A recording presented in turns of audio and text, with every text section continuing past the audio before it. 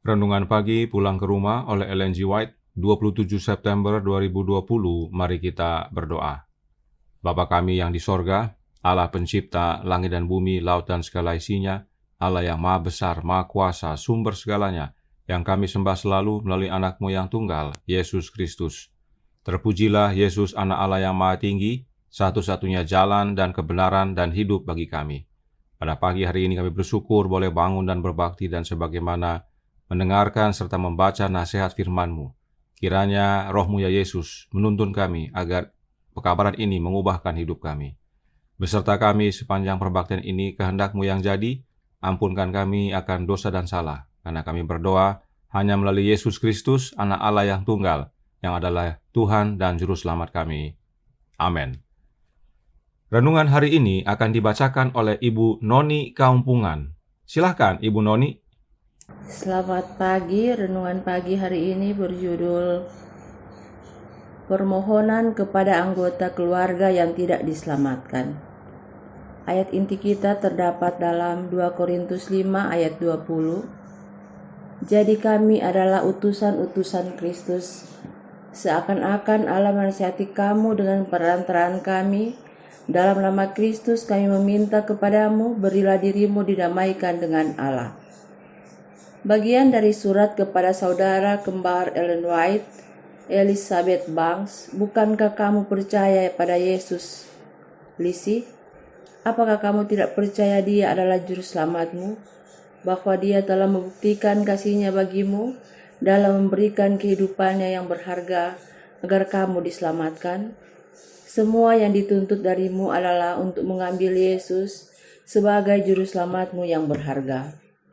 Saya berdoa dengan sungguh-sungguh agar Tuhan Yesus akan menyatakan dirinya kepadamu dan Ruben suami Lizzie. Kehidupanmu di dunia ini bukanlah kesenangan melainkan kesakitan. Dan jika kamu tidak meragukan Yesus tetapi percaya bahwa Dia mati untuk menyelamatkan kamu, jika kamu mau datang kepadanya sebagaimana adanya dan menyerahkan diri kamu kepada Yesus dan menggenggam janji-janjinya dengan iman yang hidup, Dia akan menjadi milikmu seperti semua yang kamu inginkan. Kepada semua orang yang bertanya, apa yang harus saya lakukan untuk diselamatkan? Saya menjawab, percayalah kepada Tuhan Yesus Kristus. Jangan pernah ragu, tetapi bahwa Dia ingin menyelamatkanmu sebagaimana adanya kamu. Dia berkata, datang kepadaku untuk memperoleh hidup itu. Janganlah ini dikatakan Ruben dan kamu, dan penolongmu dalam rumah tanggamu. Yesus ingin menyelamatkanmu untuk memberimu kedamaian dan ketenangan dan kepastian selama kamu hidup, dan akhirnya kehidupan kekal dalam kerajaan-Nya. Tidak ada yang akan dipaksa untuk diselamatkan. Tuhan Yesus tidak akan memaksakan kehendak. Dia berkata kepada semua, kamu pilih pada hari ini siapa yang akan kamu layani. Pikiran dan hati yang diberikan kepada Yesus Kristus akan menemukan perhentian dalam kasih-Nya. Maka kamu, saudari sayang kasihi, Ruben dan pelayanmu memiliki alasan untuk berharap dalam belas kasihan-Nya dan untuk percaya kepada Yesus Kristus bahwa Dia dapat menyelamatkanmu. Mengapa? Karena kamu tidak bersalah, tidak. Karena kamu orang berdosa. Dan Yesus berkata, Aku datang bukan untuk memanggil orang benar, tetapi orang berdosa, supaya mereka bertobat. Ketika iblis berbisik kepadamu, tidak ada harapan, katakan padanya bahwa kamu tahu bahwa harapan ada. Karena begitu besar kasih Allah akan dunia ini, sehingga Ia telah mengaruniakan anaknya yang tunggal, supaya setiap orang yang percaya kepadanya tidak binasa, melainkan boleh hidup yang kekal. Apalagi yang dapat Allah lakukan bagimu, lebih daripada yang telah Ia lakukan untuk membuatmu mengasihinya. Lizzie, percaya saja bahwa Yesus bersungguh-sungguh akan apa yang dikatakannya. Bawalah Dia dan firman-Nya dan gantung jiwamu yang tak berdaya di atas Yesus Kristus. Tangan yang dipaku di kayu salib untukmu direntangkan untuk menyelamatkanmu. Maukah kamu memberi dirimu dalam mempercayai iman kepada Yesus? Saya rindu membawamu ke dalam pelukan saya dan meletakkanmu di dada Yesus Kristus. Kamu harus menerima Yesus Ia rindu memberimu kedamaiannya dan terang dari wajahnya. Lisi, hatiku rindu melihatmu percaya pada Yesus, karena Dia dapat memberimu rahmat-Nya untuk menanggung semua penderitaanmu yang akut. Dia mencintaimu, Dia ingin menyelamatkanmu. Letter 61 1891. Terima kasih atas penata layanan Ibu Noni. Tuhan Yesus memberkati. Selamat pagi, saudaraku dalam Tuhan. Renungan hari ini dikutip dari surat Nyonya White untuk saudara kembarnya yang semakin menjauh dari Yesus. Nyonya White himbau untuk dia percaya kepada Yesus. Perhatikan pernyataan Nyonya White berikut ini dalam suratnya nomor 61, tahun 1891, paragraf 8, yang berkata, "Saya berdoa dengan sungguh-sungguh agar Tuhan Yesus akan menyatakan dirinya kepadamu dan Ruben, yaitu suami Litsi." Nyonya White berdoa dengan sungguh-sungguh supaya Yesus menyatakan dirinya kepada saudara kembarnya dan kepada iparnya. Yang Nyonya White doakan agar Yesus menyatakan dirinya sendiri dan bukan oknum yang lain. Ini penting kita pahami, sebab dalam Councils on Health halaman 253 paragraf 3, ia katakan, "Apakah kita menyadari betapa dekatnya Yesus akan datang kepada kita? Dia berbicara kepada kita secara individu. Dia akan menyatakan dirinya kepada setiap orang yang bersedia mengenakan jubah kebenarannya." Yesus sangat dekat dengan kita. Yesus berbicara secara pribadi kepada kita. Bahkan suatu kali di tahun 1906 atau 8 tahun sesudah buku Kerinduan Segala Zaman diterbitkan, Nyonya White menuliskan surat kepada seseorang di Australia yang berbunyi dalam This Day with God, halaman 305, paragraf 3. "Saya berdoa agar Tuhan menyatakan dirinya kepada Anda sebagai penghibur pribadi, a personal comforter." Siapa Tuhan yang dimaksudkan oleh Nyonya White dalam suratnya ini? Yesus Kristus. Silahkan baca suratnya tersebut atau buku ini, This Day with God. Nyonya White berdoa agar Yesus menyatakan dirinya sebagai penghibur pribadi bagi orang tersebut. Tidak ada perubahan dalam hidup Nyonya White. Dia selalu percaya bahwa Yesuslah sang penghibur. Itu sebabnya dalam suratnya kepada saudara kembarnya, dia berkata dalam surat nomor 61 tahun 1891 paragraf 10 yang berbunyi, "Hanya ada 2 kelompok di seluruh alam semesta." Bukan di dunia ya, di seluruh alam semesta. Mereka yang percaya kepada Yesus Kristus dan mereka yang tidak percaya. Yesus yang bagaimana yang Nyonya White percayai? Yesus yang adalah sang penghibur, yang menyatakan dirinya kepada kita secara pribadi dan tidak melalui oknum lain. Sebab Yesus berkata, "Aku menyertai kamu senantiasa sampai kepada akhir zaman." Matius 28 ayat 20. Yesus sendiri yang sertai kita dan Dia tidak kirim orang lain untuk gantikan. Yesus berjanji dan Dia tepati. Bagaimana caranya? Kerinduan Segala Zaman, buku pertama, halaman 166, paragraf 3 menjelaskan. Sementara Yesus melayani di bait suci yang di surga oleh Roh-Nya, Ia masih juga melayani jemaat di dunia ini. Ia ditarik dari mata perasaan, akan tetapi janji perpisahannya ditepati. Dan ketahuilah, aku menyertai kamu senantiasa sampai kepada akhir zaman. Matius 28 ayat 20. Jelas sekali saudaraku dalam Tuhan. Yesus memang sudah kembali ke surga dan menjadi imam besar kita di hadapan Bapa.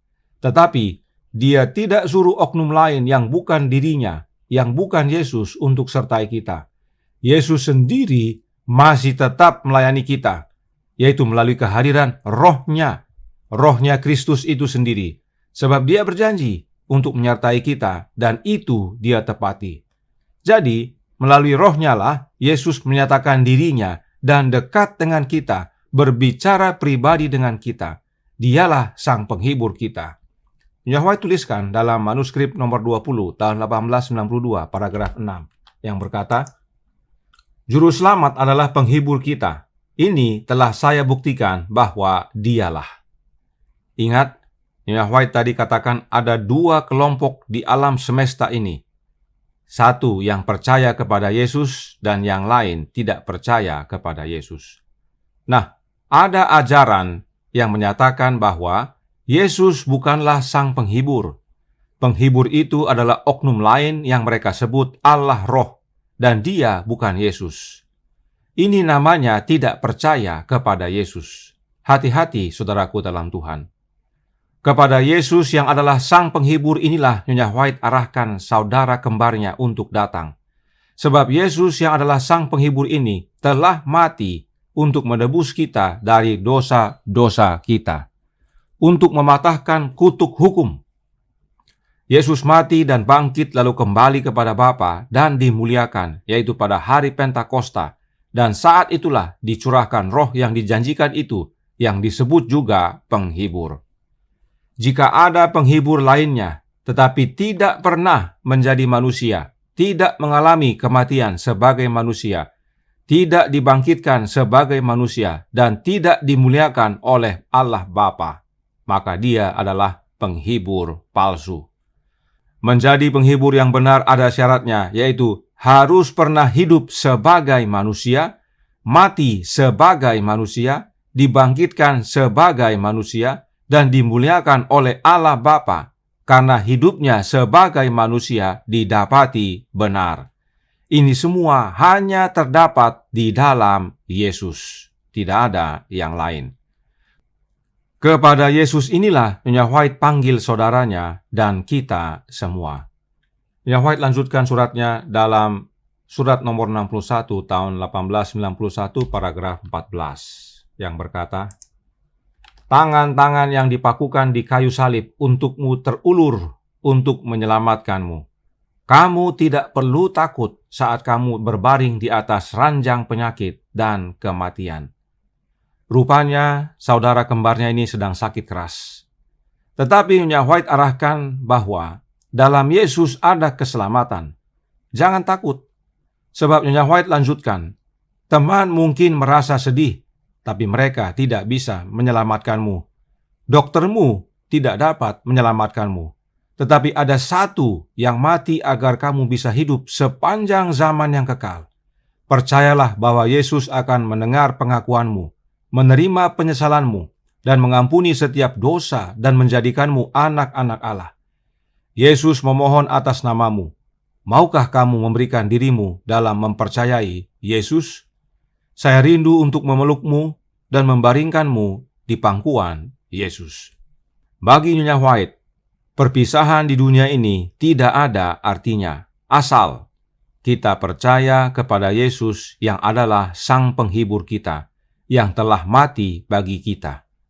Karena saat Yesus datang nanti, kita semua akan dipersatukan kembali.